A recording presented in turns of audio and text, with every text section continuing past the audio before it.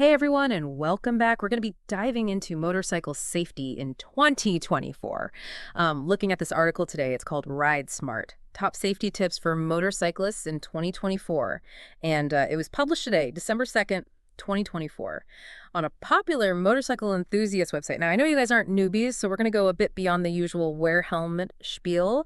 We're going to be talking about some really cool stuff like airbag jackets and the science behind staying visible on the road, and even tech that almost lets your bike predict what's going to happen next. So let's gear up and dive in. So, one of the things that stood out to me in this article is their emphasis on what they call a layered approach to safety. Oh, interesting. It's not just about having the best gear. It's about combining the right gear with the right skills and the right mindset. Yeah, and that makes sense. I mean, like, yeah, helmet's great, but if you're weaving through traffic like you're invincible, it's not going to do you much good. Speaking of which, the article really stresses defensive riding. But honestly, this whole ride like you're invisible thing, isn't that a bit over the top? Well, it might sound a little extreme, but when you think about it, drivers are distracted, visibility is often poor, and frankly, some people just aren't looking for motorcycles. Yeah. So you have to anticipate those what-if scenarios. Like, what if a car swerves into your lane or a door suddenly opens? That's what keeps you ahead of the game. Okay, I get that. Yeah. But this whole idea of, like, constantly assuming that everyone's out to get me, I mean, doesn't that take some of the joy out of riding? Not at all. It's about being aware, not being paranoid. It's calculated. Okay. It allows you to focus on enjoying the ride while still having that backup plan if things go wrong. Yeah. This article actually mentions they did a study with eye tracking technology, and it showed that drivers often look right at motorcyclists, but they still don't see them. Wow, that's kind of scary. It's like we're invisible ghosts out there. All right, so defensive riding, obviously that's key, but the article also dives into gear. And let's be real, new gear is always fun to check out, Yeah. especially these airbag jackets. I mean, are we talking full-on Iron Man protection here? Well, not quite Iron Man, Okay. but you're getting there. Yeah. The technology has come a long way. You've got tethered systems that activate when you separate from the bike.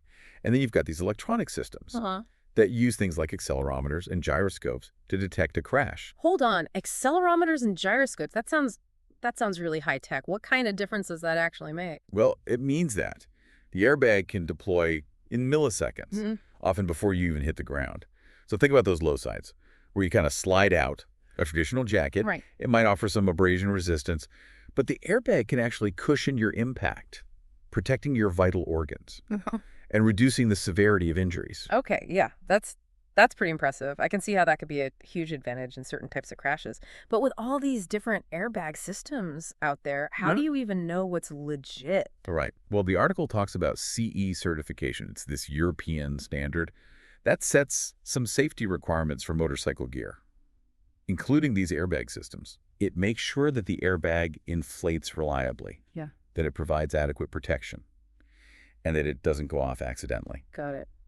So look for the CE mark. That's good to know.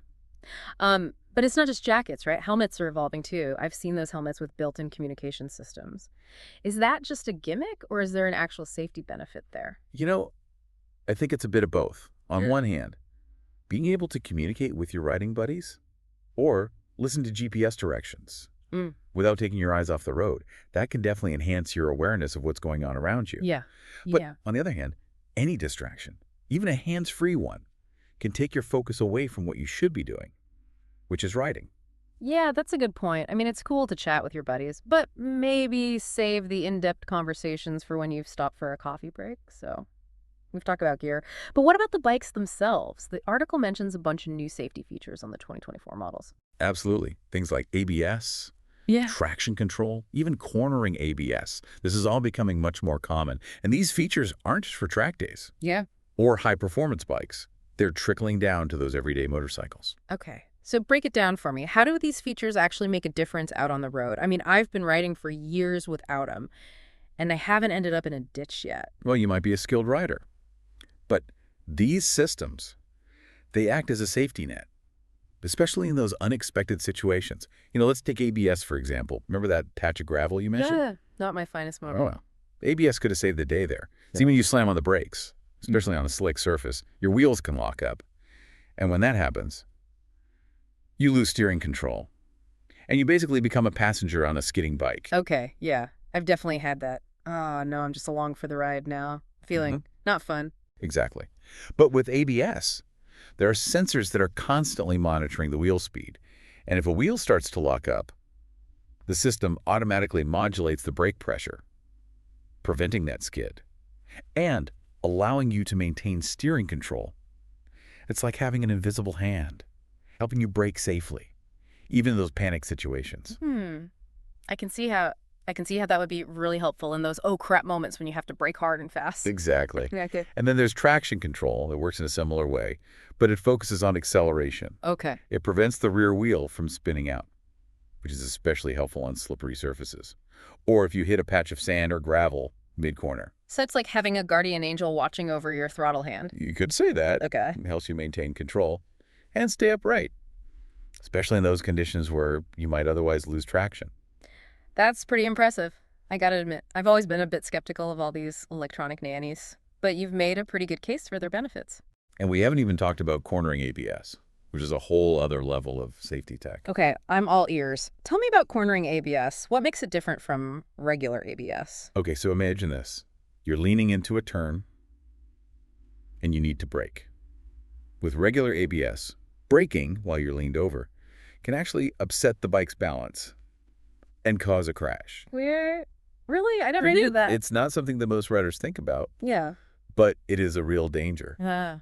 But cornering ABS, it takes into account your lean angle, and it adjusts the brake pressure accordingly, allowing you to brake safely, even mid-corner. It's a game changer for those unexpected situations where you misjudge a corner or encounter an obstacle mid-turn. Wow, that's incredible. It's like these bikes are becoming smarter than we are. So we've got advanced gear, we've got these high-tech bikes. It sounds like staying safe in 2024 is all about embracing the latest technology. Well, technology definitely plays a huge role. But remember, it's just one piece of the puzzle. The article goes on to emphasize some other crucial aspects of motorcycle safety that are just as relevant today as they were decades ago. Okay. So what else is on this Ride Smart checklist? What are those timeless safety principles that we shouldn't forget, even with all this fancy new tech? Well, for one, Yeah. it stresses the importance of respecting the elements. Yeah. You know, no matter how advanced your gear is or your bike is, you're still exposed to Mother Nature. Oh, yeah. You're telling me. I've had my fair share of rides. Yeah. Where the weather took a sudden turn and suddenly I'm battling wind and rain or even hail. It's definitely a humbling experience. Yeah. And it's a reminder that technology can only do so much. The article specifically mentions these unpredictable weather patterns we've been seeing in 2024. Droughts followed by flash floods, heat waves one day and snow the next. These extreme shifts can create some really hazardous riding conditions that demand extra caution. Yeah, I can definitely see that. Imagine riding on a road that was bone dry yesterday, but now it's flooded with standing water. That's a recipe for disaster. Exactly. Yeah. The article really drives home the point that you need to constantly be aware of your surroundings and adjust your riding style based on the conditions, whether it's rain, snow, ice, wind, even extreme heat. All these factors can impact your grip, your visibility, and your reaction time. Okay. So it's all about adaptability and awareness. Don't assume that just because it was sunny when you left the house, that it's going to stay that way for your entire ride. Precisely. Check the weather forecast. Be prepared for sudden changes and adjust your speed and your following distance accordingly. Yeah. It's about respecting the power of nature and recognizing that you're not invincible no matter how much tech you have on your side. You know what? That's a really good point. We often get caught up talking about all the gear and gadgets, but sometimes the simplest advice is the most valuable. Absolutely. And speaking of simple but effective safety measures, the article goes on to highlight something that's often overlooked, but it's so important. Let me guess. Visibility. You got it. It might seem obvious, but you'd be surprised how many riders blend into the background, especially at night or in low light conditions. Being seen is your first line of defense against those inattentive drivers. Okay. But I wear a helmet and a jacket. What more can I do to stand out? Well, it's not just about having gear. It's about choosing gear that makes you visible. Think about bright colors, reflective materials, even adding extra lights to your bike. Oh, yeah. I've seen some riders who look like walking Christmas trees with all the reflective gear they have on. Isn't there a point where it becomes overkill? You know, I would argue that there's no such thing as too visible when it comes to motorcycle safety. But even small changes can make a big difference. The article suggests a few simple strategies. Okay. I'm all ears. What are some easy ways to boost my visibility without looking like a disco ball on wheels? Well, first, ditch the all-black gear, especially at night. Opt for brighter colors, Yeah. like white, yellow, or orange. They stand out against most backgrounds. And then second, invest in gear with strategically placed reflective panels.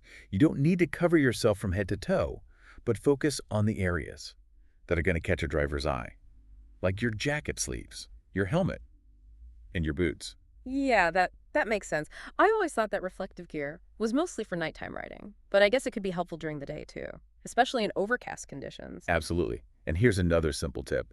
Use your headlights, even during the day. Wait, really? I always thought daytime running lights were just a car thing. Well, they were becoming more common on cars, but they're Mhm. just as valuable on motorcycles. Having your headlight on, even in broad daylight, makes you more noticeable to other vehicles, especially those approaching from side streets or intersections. It's a small change, but it can have a big safety payoff. Okay, that's a good point. I'll admit I've been guilty of forgetting to turn my headlight on during the day. It's easy to do when you're used to riding in well-lit urban areas. But even in urban environments, visibility is crucial. Think about all the distractions drivers are facing: billboards, pedestrians, Uh-huh. other vehicles. Anything you can do to make yourself stand out from that visual clutter can make a difference. Yeah, I see what you mean. It's like we're competing for attention with a million other things on the road. Exactly. Oh. So bright colors, reflective gear, daytime headlights. These are all simple but powerful tools for boosting your visibility Mm. and reducing your risk out on the road. Okay, I'm getting the message loud and clear. Be seen, be safe. But even with the best gear and, a heightened awareness of our surroundings, there's still the human element to consider. And that brings us to another crucial aspect of motorcycle safety that the article emphasizes. Rider education. You read my mind.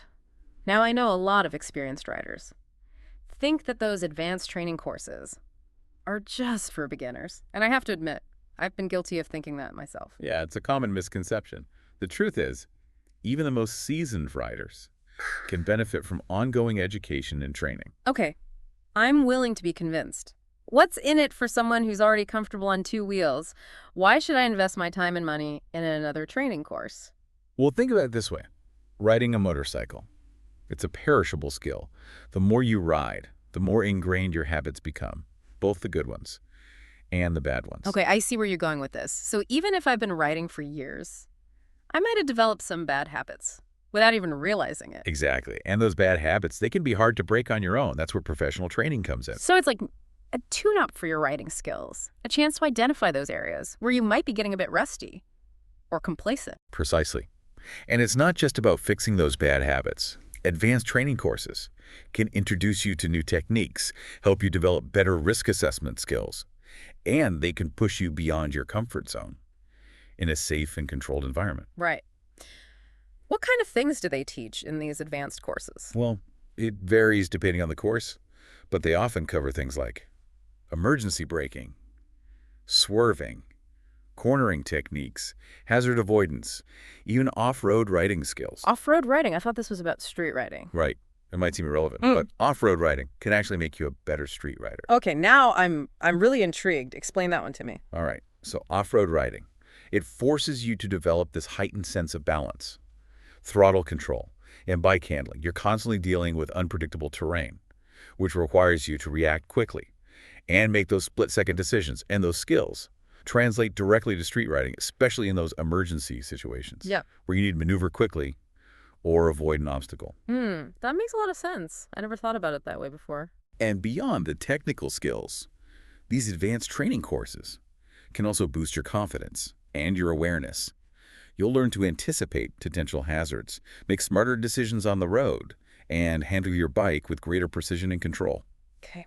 You've convinced me. I'm going to look into some advanced training courses in my area. I'm always up for expanding my skills and becoming a better rider. That's the spirit. Remember, the journey of learning never truly ends when it comes to motorcycling. You got that right. So, we've talked about gear, technology, respecting the elements, and even brushing up on our skills. What else does this article have in store for us on this journey to becoming ride-smart motorcyclists? Well, it delves into something that's often overlooked, but incredibly important: the link between motorcycle maintenance and rider safety. Oh, maintenance. The not-so-glamorous, but essential part of motorcycle ownership. I have to admit, I'm not always the best at keeping up with my maintenance schedule. Yeah, but it's not just about keeping your bike looking shiny and new. Regular maintenance can literally be a lifesaver. Okay, I'm listening. Convince me why I should be more diligent about checking my oil and tightening my bolts. All right, so imagine this. You're cruising down the highway, and suddenly your chain snaps. Or you're leaning into a turn, and your brakes fail. Or you're riding at night, and your headlight burns out. These are all scenarios that could have been prevented with proper maintenance. Okay. You painted a pretty vivid picture of potential disaster there. And those are just a few examples. The article highlights a whole range of maintenance issues that can impact safety, from worn tires and loose cables to faulty lights and leaking fluids. So it's not just about avoiding breakdowns, it's about preventing accidents. Exactly. Neglecting maintenance Yeah. can compromise your bike's performance and its reliability, making it much more likely that you'll experience some kind of mechanical failure at the worst possible moment. Okay. You've made your point. I'm officially motivated to get my hands dirty Yeah. and show my bike some TLC. But where do I even start? The article mentions a bunch of different things to check. Right. It might seem overwhelming, but the basics are pretty straightforward. The article recommends a few key areas to focus on. Okay. Give me the rundown. What should I be checking regularly? All right, so first and foremost, your tires. Check the air pressure regularly, inspect the tread for wear and tear, and replace them when they reach those wear bars. Worn tires, they can dramatically reduce your grip, especially in wet or slippery conditions, making you much more susceptible to skids and slides. Okay. Tire pressure and tread depth. Got it. What else? Next up, your brakes. Check the brake pads for wear, inspect the brake lines for leaks or any damage, and make sure the brake fluid is topped off and clean. Your brakes are your lifeline in those emergency situations, so keeping them in top shape is absolutely crucial. Right. Brakes are definitely not something you want to mess around with. What about lights? Lights are essential for visibility, both day and night.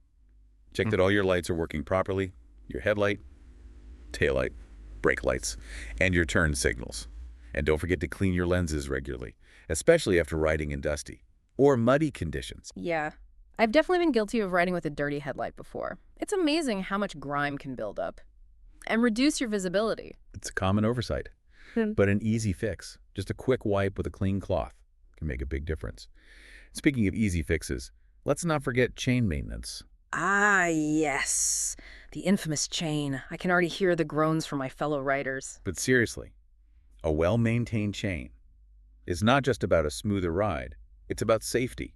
A neglected chain can stretch, wear unevenly, or even snap, potentially leading to a loss of control or a crash. Okay. I'm starting to see a pattern here. All these seemingly small maintenance tasks can have big safety implications. Exactly. And it's not just about those big-ticket items. The article also mentions things like checking your cables for fraying or damage, tightening any loose bolts, and making sure your suspension is adjusted correctly. So it's a holistic approach to bike care. Every component plays a role in your overall safety. Precisely. Think of it this way. You wouldn't drive a car with bald tires or faulty brakes. Yeah. The same principle applies to your motorcycle. Okay. Message received. I'm officially adding regular bike maintenance to my Ride Smart checklist. That's the spirit. And while we're on the topic of things that can compromise your safety, the article also addresses a major concern for riders in the digital age: distractions. Oh boy. Here we go. The dreaded no phones while riding lecture. Well, it's not just phones. It's anything that takes your attention away from the road. Music, GPS, even daydreaming. Okay. I'll admit it. I've been tempted to check my phone at a stoplight or glance at my GPS while riding. It's a common temptation, but it's a dangerous one. Remember, on a motorcycle, you don't have the luxury of a steel cage or airbags to protect you. Even a momentary lapse in focus can have serious consequences. Yeah, that's a sobering thought. It's like we're constantly walking a tightrope out there, and any distraction can throw us off balance. Precisely. The article highlights a study that found that even hands-free devices can significantly impair your reaction time and your decision-making abilities while riding. Wait, really? I thought hands-free was supposed to be the safe alternative. Well, it might be safer than fumbling with your phone, but it still takes your mind off the task at hand, which is controlling your motorcycle. So, what's the solution? Do we all need to become digital hermits when we hop on our bikes? Well, it's not about going completely off-grid, but it is about being mindful of how and when you use technology while riding. Okay. I'm open to suggestions. What are some practical tips for minimizing distractions? Well, first and foremost, resist the urge to check your phone. Put it on silent, tuck it away in your bag or pocket, and just pretend it doesn't exist until you reach your destination. Yeah, easier said than done. in our hyper-connected world, but I'm willing to try. And if you absolutely must use your phone Mm. for navigation or Yeah. communication, pull over to a safe location before doing so. Don't try to multitask while you're in motion. Right. Safety first, always. What about music? I love listening to music while I ride. It's part of the experience. Yeah, music can definitely enhance the enjoyment of riding, but it can also be a distraction, especially if it's too loud. Or if you find yourself getting lost in the dunes and kind of tuning out your surroundings. So, what's a music-loving rider to do? Well, the key is to be mindful of the volume and the type of music that you're listening to. Avoid anything too jarring or distracting. Mm. That might take your focus away from the road. Okay, so maybe save the headbanging metal for when I'm off the bike. Exactly.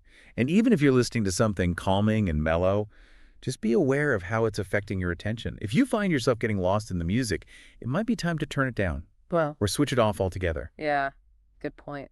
Sometimes silence is golden, especially when you're navigating challenging road conditions. And finally, let's not forget about the most insidious distraction of all, daydreaming. Wait, daydreaming? How is that even a thing while you're riding a motorcycle? I mean, you have to be constantly alert. Well, you'd think so, but it's easier than you might imagine. You're cruising along a familiar route, your mind starts to wander, and suddenly you're not fully engaged with the present moment. Okay, I've got to admit, I've been guilty of that before. It's Hmm. like your mind goes on autopilot, and you're not really processing what's happening around you. Exactly, and that's a recipe for disaster. The article recommends a few strategies for staying mentally engaged while you're riding. Actively scan your surroundings, look for potential hazards, anticipate the actions of other vehicles, and even talk to yourself, internally of course, about what you're seeing and doing. Talk to myself. That sounds a bit crazy. Well, it might feel strange at first, but it's a proven technique for maintaining focus by verbalizing your observations and your actions. Even if it's just in your head, you're forcing your brain to stay engaged with the present moment. Okay, I'm willing to give it a try. It's worth a shot, if it helps me stay alert. And avoid those autopilot moments. And remember, distractions come in all shapes and sizes. It could be something as simple as adjusting your visor, fiddling with your gloves, or even taking a drink from your water bottle. Wow, I never even thought about those things as distractions. But I can see how they could take your focus away from the road, even for a split second. Exactly.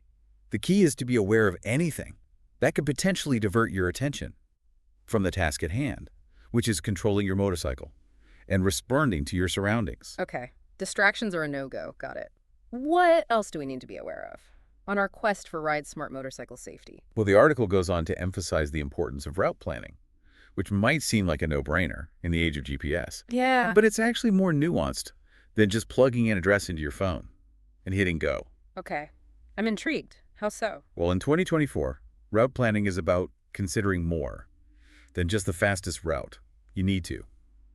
You know, as we shift gears into this second part of our deep dive, one thing that really struck me about the article is its emphasis on the mental game of riding. The mental game. I'm intrigued. Tell me more. Yeah, it's easy to get caught up in the technical aspects of riding. You know, the gear, the bike, the skills. But ultimately, safe riding starts with the right mindset. Okay, that makes sense. I've definitely had rides where I was feeling stressed or distracted, and it definitely impacted my decision-making on the road. Exactly. The article talks about the importance of emotional regulation and self-awareness. Recognizing when you're not in the right headspace to ride is crucial. So it's like if you're having a bad day or your mind is preoccupied with other things, maybe just skip the ride altogether. It might sound extreme, but sometimes the safest choice is to just stay off the bike. The article mentions a study that found a strong correlation between rider fatigue and motorcycle accidents. Even something as simple as being sleep deprived can significantly impair your reaction time and judgment. Yeah, that's a good point. I've definitely had those late night rides where I was fighting to keep my eyes open. Not my smartest move in hindsight. And it's not just about physical fatigue.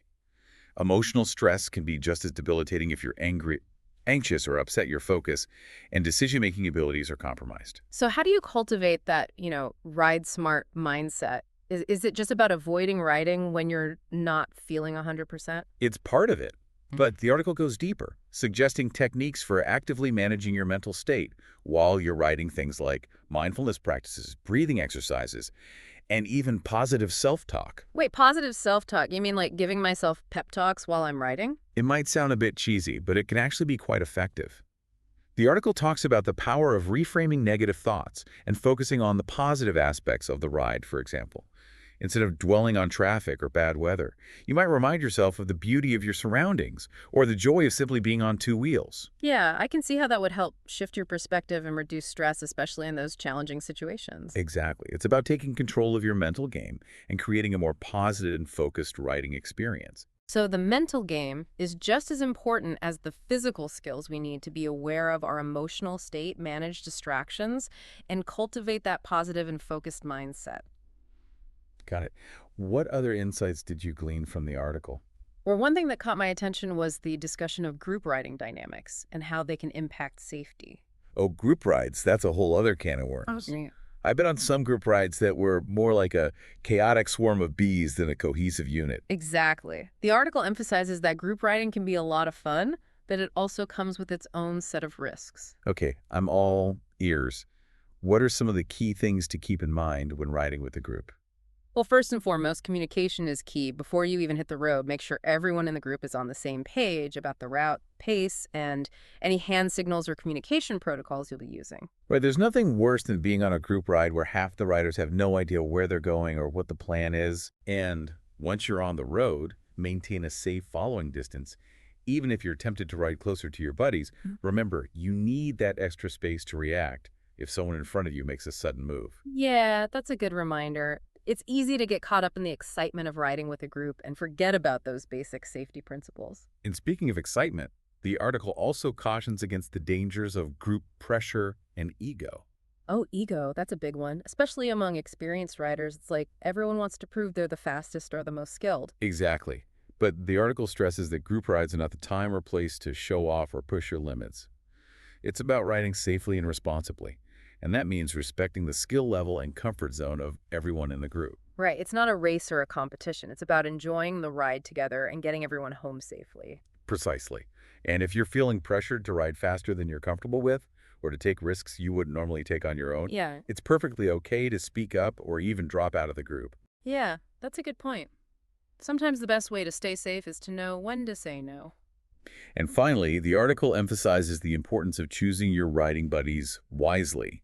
If you're riding with a group of experienced, responsible riders who prioritize safety, you're much less likely to encounter those ego-driven or reckless situations. That's so true. I've been lucky enough to ride with some amazing groups where everyone looks out for each other and prioritizes safety above all else. It makes the whole experience so much more enjoyable. So group riding can be a fantastic way to connect with other riders and share the joy of motorcycling.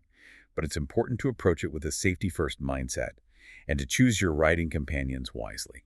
Okay, group riding dynamics. Check. What other pearls of wisdom did you extract from the article? Well, one thing that really resonated with me was the discussion of the evolving relationship between technology and motorcycle safety. Okay, that's interesting. We've already talked about some of the high-tech gear and features that are becoming more prevalent, but how is that relationship evolving? Well, the article suggests that we're moving beyond simply adding more technology to motorcycles and gear, and we're starting to think about how that technology can be integrated more seamlessly and intelligently to create a truly connected and proactive safety ecosystem. A connected safety ecosystem. That sounds futuristic. Give me an example of what that might look like. Okay, so imagine a scenario where your helmet is connected to your bike's onboard computer, which is in turn connected to a network of other vehicles and infrastructure. Okay, I'm following you so far. So it's like a giant network of connected devices all sharing information in real time. Exactly. And that information can be used to enhance safety in countless ways. For example, your helmet could receive alerts about potential hazards up ahead, like a patch of ice or a stalled vehicle. Wow, that would be incredibly helpful, especially in those situations where you can't see what's around the next bend or over the crest of a hill. And it goes beyond just hazard warnings. Imagine your bike's computer communicating with traffic lights to optimize your speed and minimize stop-and-go traffic, reducing fuel consumption and emissions. Well, that would be amazing. I hate getting stuck at red lights, especially when I'm in the flow of riding. Or think about how this connected ecosystem could improve emergency response times if you're involved in an accident.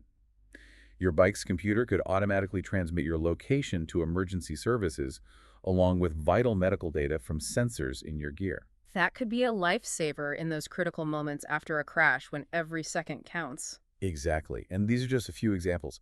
The possibilities are truly endless when you start thinking about how technology can be used to create a more intelligent and proactive approach to motorcycle safety. So it's not just about adding more gadgets to our bikes and gear. It's about thinking about how those gadgets can work together to create a safer and more efficient riding experience. Precisely, it's about leveraging the power of technology to enhance our awareness, improve our decision-making, and ultimately reduce the risks we face out on the road. It's like having a whole team of invisible guardians looking out for us.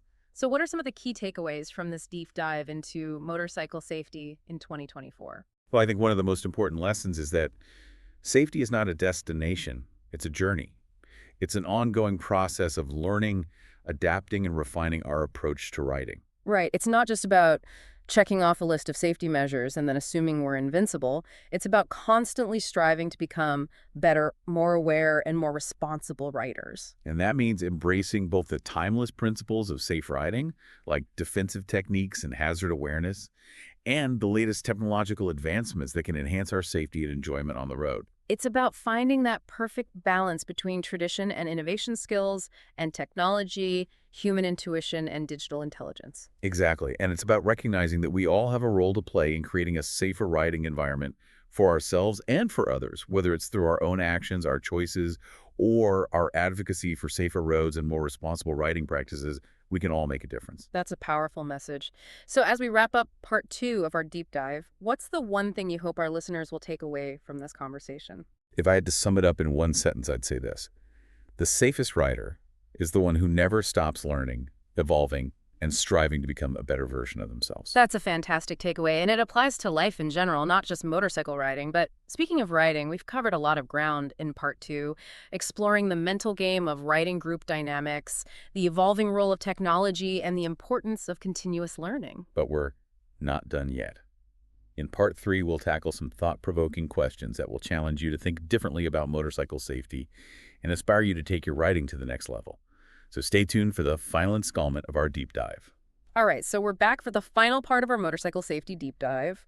We've talked about the gear and the tech and the mindset and even group riding, but now I kind of want to get a little more philosophical. Yeah, I like it. It's not all checklists and gadgets, right? There's a deeper level to this whole ride smart philosophy. Exactly. So looking ahead, what do you think is the biggest challenge for motorcycle safety, not just in 2024, but in the years to come?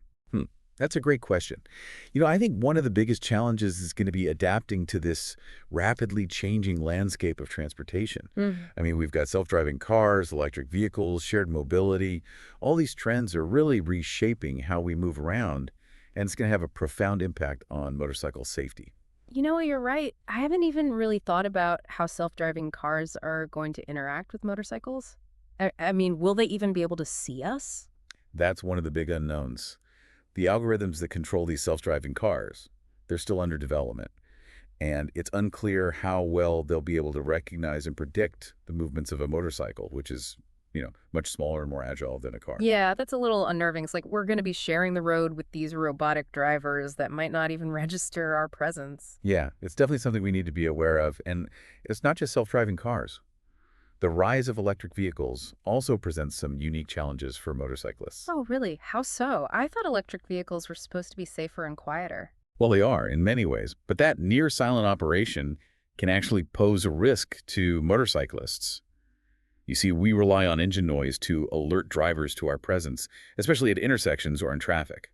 Ah, I see what you mean. If you can't hear a car approaching, it's much harder to anticipate its movements and, take evasive action if necessary. Exactly. It's like those silent ninjas sneaking up on you. So we need to be extra vigilant when we're sharing the road with electric vehicles and really make sure that we're using all the tools at our disposal. Bright colors, reflective gear, daytime headlights, all those things to enhance our visibility. Okay, so it's like we need to adapt our riding strategies to this new landscape of transportation. But it's not just about technology, is it? There's a human element to this challenge as well. Absolutely. As technology advances, it's easy to become complacent and over-reliant on gadgets and gizmos to keep us safe. But at the end of the day, the most important safety tool is still the one between our ears. Right, all the sensors and algorithms in the world won't help if we're not paying attention, making smart decisions, and riding defensively. And that brings us right back to the article's emphasis on the Ride Smart philosophy. It's not just a set of rules or guidelines, it's a mindset, a way of approaching riding that prioritizes safety awareness and personal responsibility. Yeah, it's about being proactive, anticipating potential risks, and constantly evaluating our surroundings. It's about making those informed decisions that minimize the chances of something going wrong. Exactly. And it's about taking ownership of our own safety and not just relying on technology or other drivers to keep us out of harm's way. Okay, so as we navigate this rapidly changing world of transportation, the key to staying safe is to stay engaged, informed, and adaptable. Well said. And it's not just about adapting to these new technologies and vehicles, it's also about adapting to the changing social and cultural landscape around motorcycling. Okay, now I'm really curious, what do you mean by the changing social and cultural landscape? Well, motorcycling has always been seen as a bit of a counterculture activity associated with freedom rebellion and even, a certain level of risk-taking. But as motorcycling becomes more mainstream and technology makes it easier and more accessible, we're seeing a real shift in perceptions and attitudes. Yeah, I can see that it's not just the, stereotypical outlaw biker image anymore. There are more women, older riders, and people from all walks of life are embracing the joy of two wheels. Exactly, and that's a positive development, but it also presents some challenges for motorcycle safety. Oh, really? How so? I thought a more diverse and inclusive motorcycling community would be a good thing for safety. It is in many ways, but it also means that we need to broaden our approach to safety education and outreach. We need to tailor our messages and strategies to this wider range of riders, taking into account their different experiences, their motivations, and their skill levels. Yeah, that makes a lot of sense. A one-size-fits-all approach to motorcycle safety just isn't going to be effective in such a diverse community. Precisely. We need to be more inclusive and understanding in our approach to safety, recognizing that not everyone comes to motorcycling with the same background or level of experience. So it's about meeting people where they are and providing them with the tools and knowledge they need to ride safely and confidently, regardless of their age, their gender, their experience level, or their riding style. Absolutely. It's about fostering this culture of safety that embraces diversity and inclusivity while still upholding those core values of responsible riding. This conversation has really opened my eyes to the bigger picture of motorcycle safety. It's not just about avoiding accidents, it's about creating a more sustainable, enjoyable, and inclusive motorcycling experience for everyone. Well said, and it's a conversation that needs to continue both within the motorcycling community and in the wider society. So, as we wrap up this deep dive, what's the one thing you want our listeners to remember? The future of motorcycle safety is not predetermined. It's something we create together through our choices, our actions, and our commitment to continuous learning and improvement. That is a powerful message, and it's a reminder that we're all in this together. Whether we're seasoned riders or newbies cruisers or sport bike enthusiasts, commuters, or weekend warriors, we all have a stake in creating a safer and more enjoyable motorcycling experience for ourselves and for future generations. Absolutely. Well, on that note, I think it's time to bring this deep dive to a close. Sounds good. It's been an amazing journey exploring the multifaceted world of motorcycle safety in 2024 and beyond. We've covered a lot of ground, from the latest gear and technology to the importance of mindset, skills, and community. We've challenged assumptions, we've sparked new ideas, and hopefully we've inspired you to become a more informed, aware, and responsible rider. And remember, the conversation doesn't end here. Yeah. Take what you've learned, share it with your fellow riders, and continue to seek out knowledge. Challenge yourself and strive to become the safest rider you can be. Ride safe, everyone, and thanks for joining us on this deep dive.